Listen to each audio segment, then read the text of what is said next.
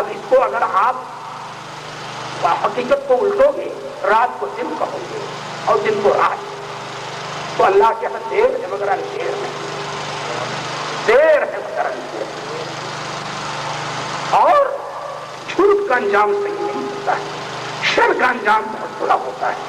وہ ملک جس طرح تباہی کے ٹھکانے تک پہنچا ہے، ایک ایک گنڈا جنگلوں میں بیٹھ کر کے پوری 2-2 3-3 حکومتوں کو نچا رہا ہے، یہ کس چیز کیا ہے؟ یہ تمہارے ظلم کا خمیازہ ہے، یہ ظلم ہے ان غریب ملکوں پر، ان مظلوموں پر، ان اللہ کا نام لینے والوں پر، ان رات کے گروپ کو جاگ جاگ کر کے اس ملک کے لیے دعا کرنے والوں پر۔ یہ جو یہاں بچے ہیں لوگ جو پاکستان کے اس قبیل میں نہیں گئے، جن کا نام بھی یہ دوبارہ نہیں کرتے آج، اس لیے کہ کچھ نہیں ہے پاکستان میں، کچھ نہیں ہے دین کے نام کا، شرافت کے نام کا، انسانیت کے نام کا، استقرار کے نام کا۔ آج ہندوستان کا مسلمان سب سے زیادہ اپنے ملک کی خدمت کر رہا ہے، اس کے لیے مر مٹ رہا ہے، اس میں عمارتیں بنا رہا ہے۔ اس ملک میں ہندوستانی مسلمان باہر کی کرنسی، ہارڈ کرنسی جتنی لاگت دیتا ہے مزدوری محنت کر کے، اس نے ملک کا بیلنس بہتر کر دیا ہے۔ کیا چاہیے؟ یہ ہے کیا؟ اس ملک میں ہم لوگ اس لیے نہیں کہ فتنہ اور فساد کو دیکھ سکتے، شر و فساد کو دیکھ سکتے، نہ، ہم شر و فساد کی آگ بجھانے والے ہیں۔ ہم بچوں کی ایسی تربیت کرتے ہیں کہ ان کے ہاں اجتماعی کی ذہن، ان کے ہاں دہشت کا ذہن، ان کے ہاں اشتعال کا ذہن نہ پیدا ہو۔ یہ کتنی الٹی منطق ہے، یہ کتنی الٹی منطق ہے کہ جو موٹر چلائیں، جو کاریں روکیں، جو اشترائی کر کے کالج بند کرا دیں، جو لڑکیوں کی عزت سے زیادہ ڈالیں، جو استادوں کی عزت سے کھیل جائیں، جو مسجدوں کو دن دھاڑے گرا دیں، وہ تو اشتعال پسند نہیں، وہ انتہا پسند نہیں، وہ ٹیررسٹ نہیں، وہ شر پسند نہیں، اور وہ بیچارے جو مسجد میں بیٹھ کر اپنے اللہ کا نام لے سب کے لیے دعا کریں، سب کے لیے دعا کریں، جن کی دعا یہ رہتی ہے کہ اللہ تعالیٰ اس انسانیت کو اپنی سیدھی راہ پر چلا، جن کی کیفیت وہ ہو، ان کو آپ پتہ نہیں کیا کیا کہہ ڈالتے، تو اللہ کا فضل ہے کی تحریک رہی، ایک بڑی بنیادی تحریک رہی ہے۔ خدمات کا دائرہ کیا، ایک طرف رک گیا، اب دوسرے بہت سے رخ باقی رہ گئے، بہت سے رخ باقی رہ گئے، علمی خدمات چھوڑی جائیں۔ تو میں آپ سے عرض کروں، جماعت اہل حدیث جن کو تانا دیتے ہیں لوگ کہ ائمہ کا احترام نہیں کرتے، اس ہندوستان کی سرزمین میں سب سے پہلے حضرت ابو حنیفہ کی زمانے کے آج پر جس شخص نے کتاب لکھی وہ حضرت مولانا محمد ابراہیم میر سیالکوٹی ہیں، جنہوں نے تاریخ الحدیث میں امام ابو حنیفہ پر جو حصہ لکھا ہے وہ سنہری حروف سے لکھے جانے کا قابل ہے، اور اردو میں سب سے زیادہ وسیع، ضخیم، گہری اور ٹھوس کتاب جو آئی وہ مولانا عطاء اللہ خوجانی رحمۃ اللہ علیہ۔ ایسے ہی امام یوسف، امام محمد، امام مالک، امام شافعی، امام احمد بن حنبل، ان کی سوانح حیات پر احادیث کی خدمت کا جہاں تک معاملہ ہے، یہاں تو فتویٰ دیا جاتا تھا کہ قرآن پڑھنا جائز نہیں۔ شاہ ولی اللہ نے جب قرآن کا فارسی میں ترجمہ کیا تو لوگ سازش میں آئے کہ ان کو قتل کر دیں، لیکن اس سرزمین پر علماء حدیث نے فارسی میں بھی ترجمے کیے، اردو میں بھی ترجمے کیے، ایک دو نہیں تصویر مولانا محمد حسن ندوی کا ترجمہ، سید احمد جو سعودی عرب سے 76 کے ترتیب ہو رہا ہے، ڈپٹی سید احمد حسن دہلوی کا ترجمہ، مولانا ثناء اللہ صابر شریف کا ترجمہ، مولانا عبد الستار کا ترجمہ، مولانا عبد الغفور غزنوی کا ترجمہ، مولانا عبد الغفار غزنوی کا ترجمہ، مولانا عبد الغفور غزنوی کا ترجمہ، علامہ ابو محمد ابراہیم عربی کا ترجمہ کر دیا۔ پھر بنگلہ میں آئے تو مولانا اکرم خان کا ترجمہ اور تفسیر اور دوسرے لوگوں کی، انگریزی کا ترجمہ نواب ڈاکٹر محمد محسن خان کا، صحیح بخاری کا مکمل ترجمہ، قرآن پاک کا مکمل ترجمہ، اور جہاں تک حدیثوں کا معاملہ ہے تو نواب وحید الزمانی، صحیح بخاری، صحیح مسلم، سنن نسائی، سنن ابن ماجہ، جامع ترمذی، موطا امام مالک، مشکات المصابیح، مشکات المصابیح کے تو بہت سے ترجمے ہوئے، مولانا اسماعیل گجران والا کا آخری ترجمہ، اور بلوغ المرام کے ترجمے، اور اسی طریقے سے مولانا خرم علی بلہوری نے مشارق الانوار تک کا ترجمہ کیا۔ تو حدیث کے ترجمے مدارج اتنے بڑے کہ میاں نصیر محدث دہلوی نے 60 سالہ تدریس حدیث میں 22 لاکھ لوگ ان سے مستفید ہوئے اور 4 پشتیں پردادا دادا باپ اور بیٹا 4 پشتیں مستفید ہوئی اور چین یورپ اور اسی طریقے سے عرب دنیا کے سارے لوگ نواب صدیق حسن خان نے تنہا 336 کتابیں لکھی اردو میں فارسی میں عربی میں. اس کے علاوہ مولانا محمد علی قصوری کینٹب مولانا مولانا محی الدین احمد قصوری نے انگریزی میں قاضی سلیمان منصور پوری نے انگریزی میں سیرت رسول پر آج بھی اردو کی سب سے اچھی کتاب رحمت اللہ علیہ سلیمان منصور پوری اور اس کے بعد دوسری کتاب شعر ہے مولانا ابو البرکات عبد الرؤوف دانا پوری. یہ دونوں کے دونوں کھڑے پڑتے ہیں اور ساری چیزیں میں کہاں تک جاؤں حدیث کی خدمات لاؤں کہ تفسیر کی خدمات لاؤں کہ سیرت کی خدمات لاؤں کہ لوگوں کو تدریس کی خدمات لاؤں کہ مدارس کا ذکر کروں. اور آج دوستوں جو تھوڑے محتاط جمع ہو یہاں چند غریب لوگ ہیں بیچارے. غریب سے وہی مراد مالدار, غریب سے وہی مراد وہ نہیں جن کے پاس مال نہ ہو. مال سے نہ دین گھٹتا ہے نہ بڑھتا ہے. اگر صحیح نیت ہو مال نہ ہو تو بھی دین بڑھے گا اور اگر پوری نیت ہو مال ہو تو بھی دین نہیں بڑھے گا. ہاں اگر صحیح نیت بھی ہو مال بھی ہو تو دین میں معاون و مددگار ہے. پر رسول اکرم صلی اللہ علیہ وسلم نے فرمایا ہے بدا الاسلام غریبا وسيعود كما بدا فطوبى للغرباء. اسلام اجنبیت کے عالم میں شروع ہوا ہے اور عن قریب دنیا کے نظر میں وہ پھر اجنبی ہو جائے گا. میں آپ کو اجنبیت کی مثال سناؤں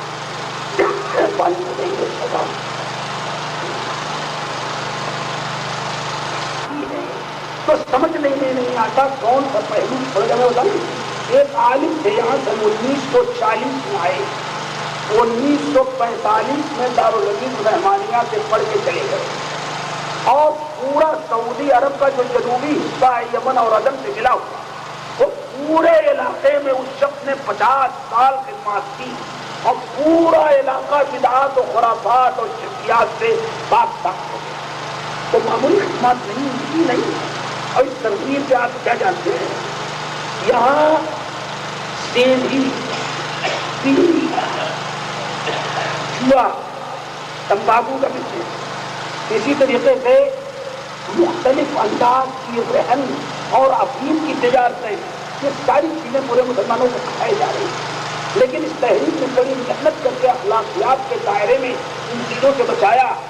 بیواؤں کا نکاح تو جیسے برہمنوں میں ہے.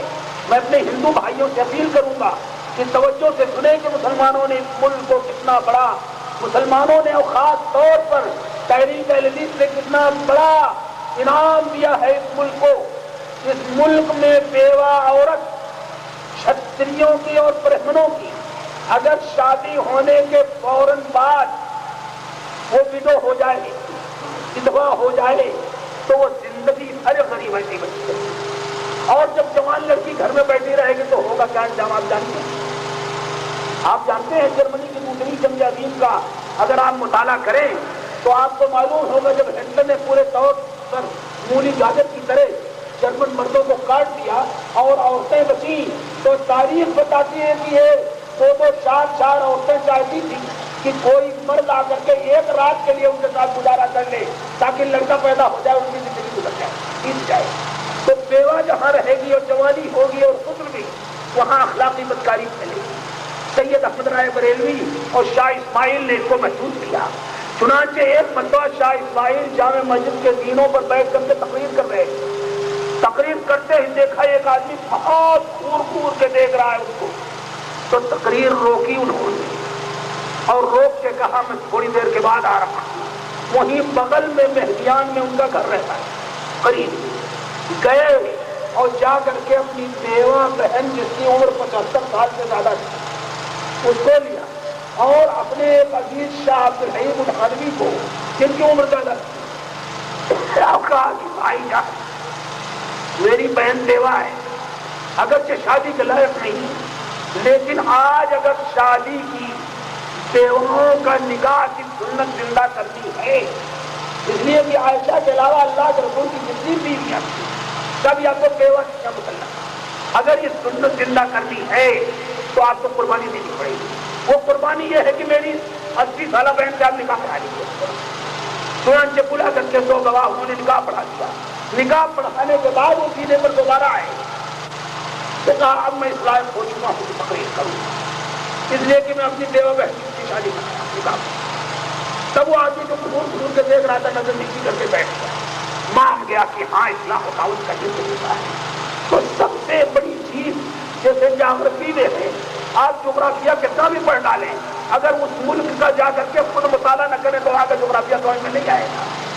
حضرت امام ابن حزم نے حجۃ الوداع میں ایک کتاب لکھی ہے، مگر خود وہ حج نہیں کر سکے، اس لیے حج کی اس کتاب میں بہت کچھ خامیاں ہیں۔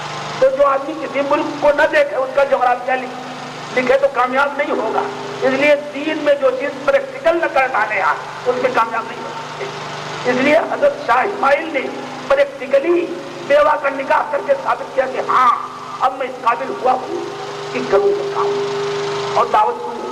تو اس طرح انہوں نے بیواؤں کی نکاح کا کیا۔ ایک دن کا واقعہ ہے، آپ چاہیں گے اللہ تعالیٰ بچائے آپ کو، چاندنی چوک لال قلعے سے سیدھے چاندنی چوک کی طرف سے صدر بازار جائیں تو چاندنی چوک کے بغل میں جی بی روڈ ہے۔ جی بی روڈ مغلوں ہی کے دور سے رنڈیوں کا مرکز رہا، وہاں رنڈیاں ہر دور میں رہتی۔ شاہ اسماعیل ایک روز کہنے لگے اپنے عزیزوں سے کہ میں جا رہا ہوں، رنڈیوں میں بھی تبلیغ کرنا ضروری ہے، جو دینا چھوڑ دے۔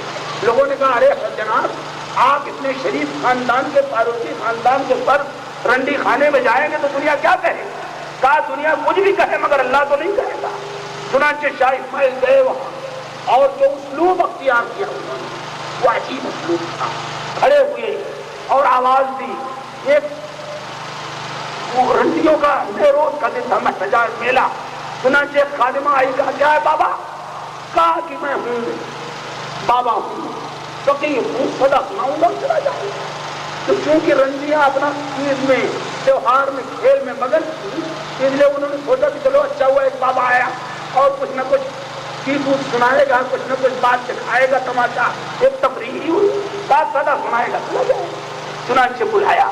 اب شاہ اسماعیل رحمۃ اللہ علیہ نے سورہ نور کی تلاوت کی، اس کا ترجمہ کیا، زنا کے علوم بیان کیے اور بیان کرتے کرتے یہ کیفیت ہوئی کہ تقریباً 39 رنڈیاں تھیں، سب اشکبار ہونے لگی اور پھر اس کے بعد انہوں نے توبہ کی آیات پڑھنا شروع کی اور اللہ نے توفیق دی کہ ان میں سے اکثریت توبہ کرتے اور توبہ کرنے کے بعد جب وہ جہاد کے لیے انگریزوں کے خلاف نکلے تو یہ رنڈیاں جہاد مجاہدین کا کہ مرہم پٹی کے لیے علاج کے لیے شاہ اسماعیل کے ساتھ چلی اور کچھ جوان تھی انہوں نے شادی کر لی، تو بڑی قربانیاں دی اس جماعت نے، بڑی محنت کی اس جماعت نے۔ اس جماعت نے صرف آمین والدین کے لیے لڑائی نہیں لڑی، اس کی لڑائی بھی معمولی تھوڑی نہ ہے۔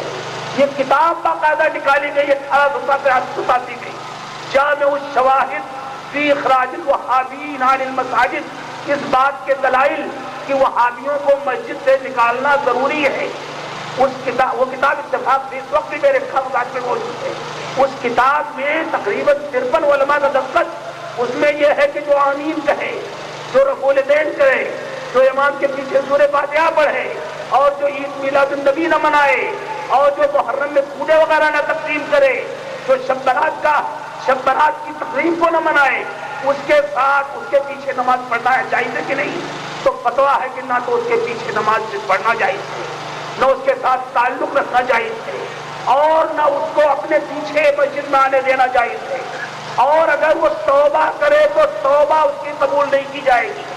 اور ضروری ہے مسلمانوں کے لیے کہ حکام وقت جو انگریز تھے اس وقت ان کے پاس ان کی شکایت پہنچی جائے تاکہ وہ ان کو قتل کریں۔ یہاں تک ظلم ہوا ہے اس غریب پر۔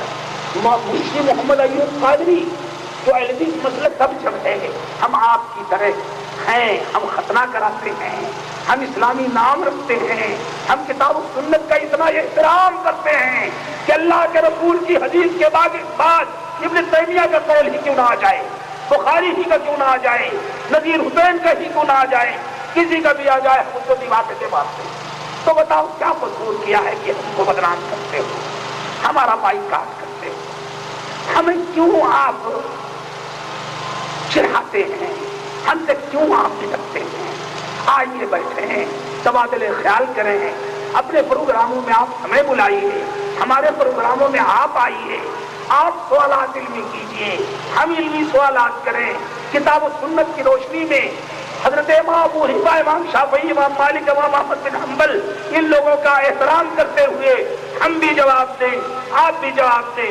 آخر کیا قصور ہے ہمارا کہ آپ نے ہمیں اچھوت بنا رکھا ہے؟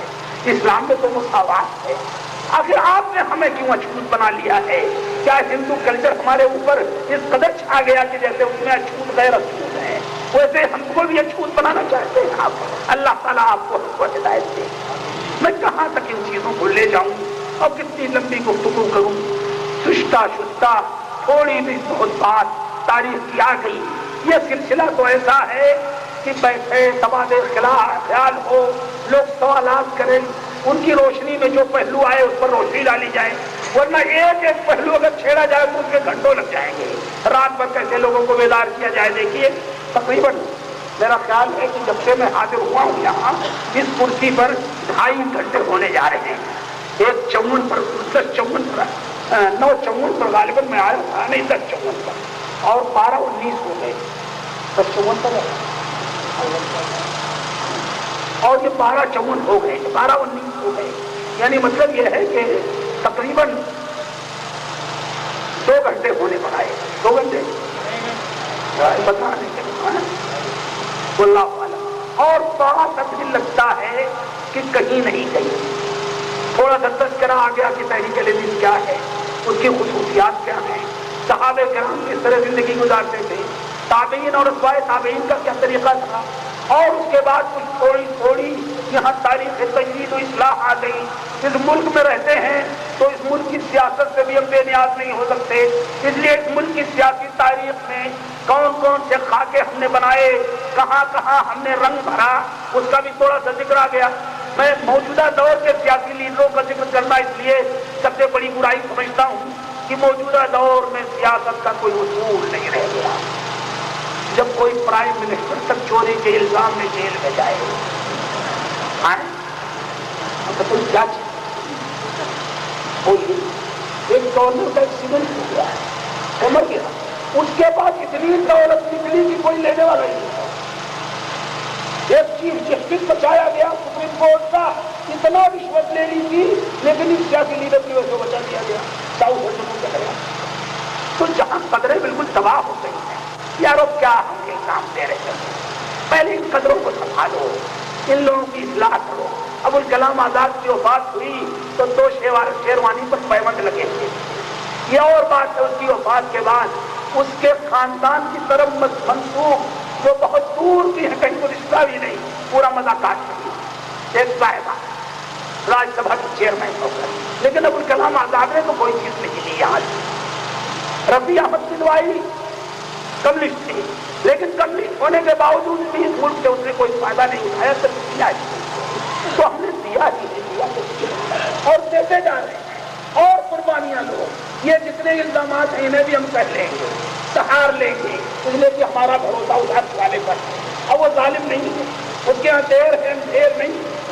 آج اگر جو چیز ہو رہی ہے, کل تمہارا ظلم اور بڑھا تو قدرت تم سے اور زبردست بچ نہیں پاؤ گے کہیں. دیکھ لو جو پھیلا, جو طوفان, جو زلزلے, جو مصیبتیں آتی ہیں, زمین کے قریب جو زلزلے آئے تھے جنہوں نے تباہ کر دیا, ہم سب اس میں تباہ ہو جائیں گے. تو اللہ کے عذاب سے ہم کو گزرنا چاہیے.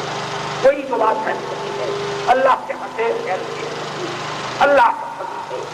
ہم کو کسی سے وفاداری کی سرٹیفکیٹ نہیں ہے, ہم صرف اپنے رب کے وفادار ہیں.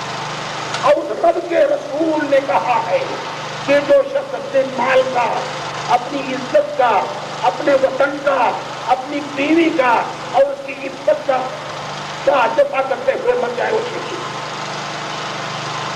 سمجھے, اس نے یہ فرمایا ہے. اس لیے اس وطن کی پرستش ہم نہیں کرتے, مگر اس وطن سے جتنا پیار ہمیں, جتنی محبت ہمیں, تم نے ٹکڑے کر دیے 3 ہم تو کہہ رہے تھے ٹکڑے کا یہ کچھ یہ اور اب پتہ کہتے کیا تو تم نے ہم نے تو کیا اور صرف ہمیں الزام دے تو غلطی کوئی کرتا ہے ہمارے ہم سے ایک اخبار میں راشٹریہ سہارا نام کا ہے بڑا مسلمانوں کا ہمدرد کے خلاف اس نے ایک موضوع چھوڑا پاکستان کی دہشت گردی ارے بھائی پاکستان جائے چولہے باہر میں اس کے دہشت گرد جائے چولہے باہر ہمارے ملک کے مسلمانوں کا کیا قصور ہے ہم تو اس ملک کی ایک چیز کے لیے مر رہے ہیں یہاں ایک زندہ نہیں ہلنے دیتے یہاں کسی کا ظلم اس ملک کے لیے کوئی بھی بے وفائی اس سے ایک منٹ کے لیے ہم برداشت نہیں کرتے ہم کہاں سے گدار ہیں دنیا کے پوری ہم کیا جانے کون کر رہا ہے کیا کر رہا ہے ہمارا کردار ہے لا تجربہ کوئی دوسرے کا بوجھ نہیں اٹھا سکتا جو بدماشی کرتے ہیں اپنا خمیازہ کرتے ہیں ہم دوسروں کا خمیازہ کیوں کرتے ہیں ہمارے وہ گنڈے جنہوں نے گنڈا گردی کر کے اللہ کے ایک گھر کو دن دھاڑے کھا دیا وہ گنڈے آج وزارت کی کرسیوں پر گرفتار ہاں اور وہ شریف لوگ جو اسی میں مارے گئے وہ آج تیرے نیچے لگے اللہ تعالیٰ ہماری حفاظت کرتے ہیں یہ ملک ہمارا ہے اس ملک کے لیے ہم نے خون پسینہ ایک کیا ہے اس ملک کو ہم نے آئین اکبری دیا ہے اس ملک کو ہم نے مساوات دی ہے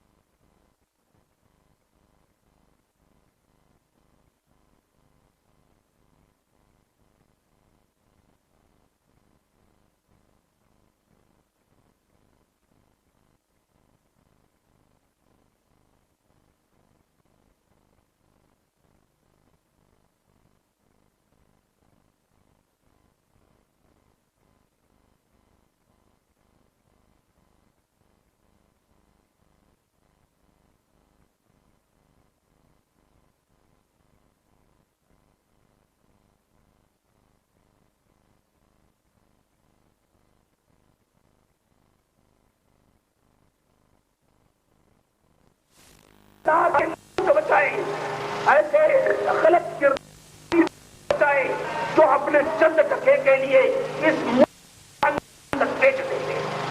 بیچ رہے اور موقع ملے تو بیچ دیں گے اللہ تعالیٰ بچائے اللہ تعالیٰ سمجھتے ہیں ان چند کلمات کے ساتھ کچھ چیزیں ایسی رہ گئی ہیں جس کی آپ کو خواہش نہیں ہوئی تو آپ تقریر کے بعد سوال کر سکتے ہیں میں اپنے علم مطالعے کے سفر پر جواب دوں گا لیکن جواب کا معاملہ بھی بڑا عجیب اللہ کے رسول صلی اللہ علیہ وسلم نے فرمایا ہے کہ نصف علم لا ادری یعنی جب کوئی چیز معلوم نہ ہو تو کہہ دو میں نہیں جانتا حضرت امام مالک رحمۃ اللہ علیہ سے کچھ لوگوں نے آگے کچھ مسائل پوچھے 40 مسائل پوچھے کتنے 40 36 کے بارے میں دونوں نے کہہ دیا لا ادری نہیں تو جب وہ بات ہونے لگی تو روتے تھے قیامت گئی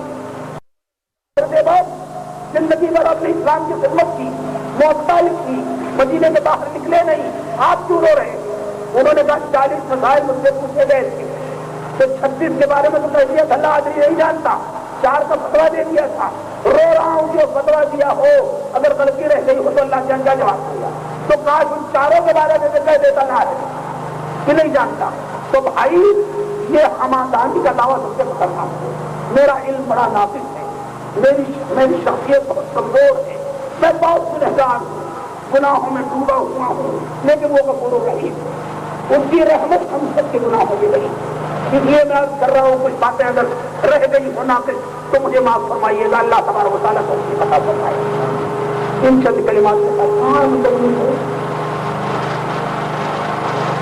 خان گھر سامنے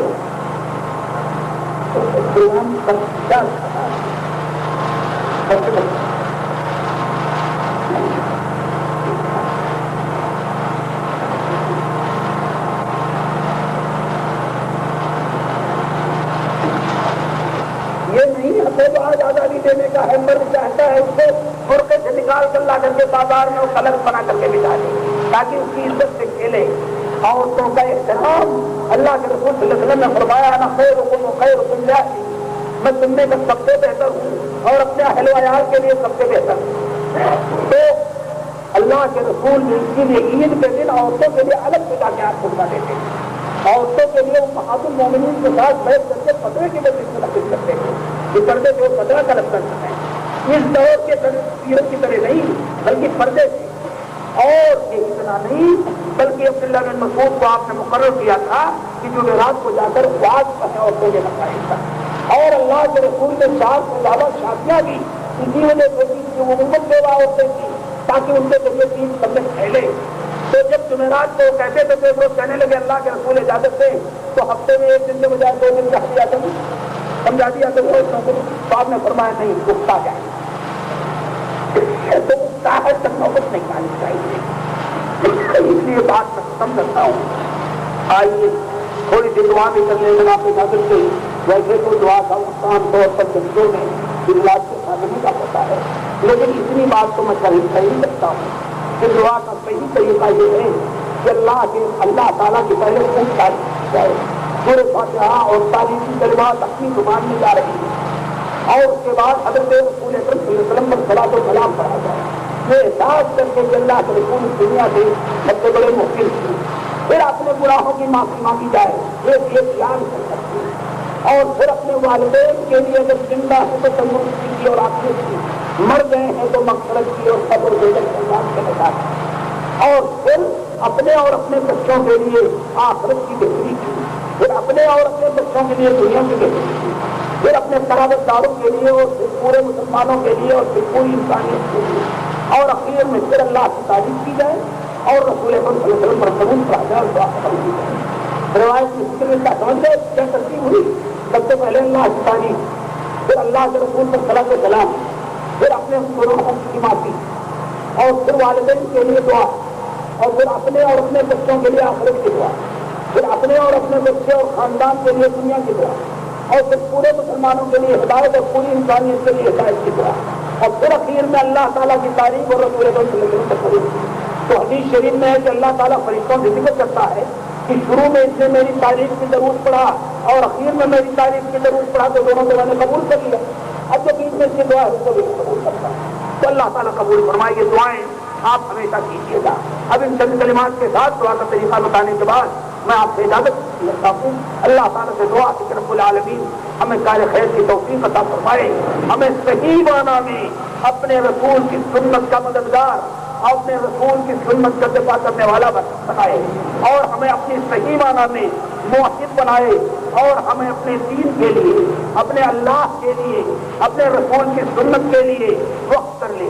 ہمیں اس وطن کو اسلام کی صحیح دعوت دینے کی توفیق عطا فرمائے کہ وہ سچائی سب کے لیے رحمت نہیں، یہ سب نہیں، یہ صلح و شام کا مقصد. اس معنی ہی کے اب اللہ کے دعوے کر رب جب تک ہمیں اسلام کی دعا اور ہمارے مقروض کرنے ہماروں کو جب تک اور بچوں کی بیویوں سے بچا سکتے اللہ کو خلوص کی توفیق دے ہوتی ہے تو ہمارا کوئی ایمان نہ ہو. سبحان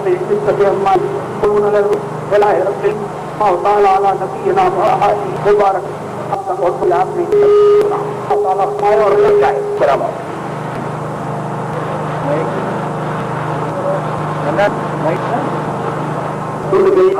تیری ہوگا ہے جو چاہے تو بھی وسط ہے وہ ہے پار وفات اس لیے سے گر گئے اس طرح کی وفات مولانا عبد الحمید صاحب رہا تفصیل کتاب رہے تھے. ہم نے امیر جمیل گلبرگہ جناب محمد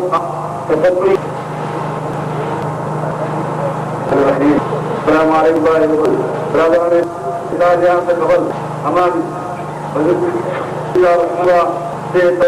موضوع سماعت بیان چیزوں کو ہمایا اللہ تعالیٰ سے دعا ہے کہ اللہ تعالیٰ صحت میں فرمائے اسی طرح سے شیخ عبد الرحمان ناظم جدید کرنا اور شیخ وزیر صاحب کر جمعیت ہمت افزائی اللہ دینی خدمت فرمائے اور اجر دین سے نوازے شہریان گلبرگہ کی اور نوجوان اس موسم میں اپنوں کو قربان کر تشریف لائے اور ایمان اپنے میں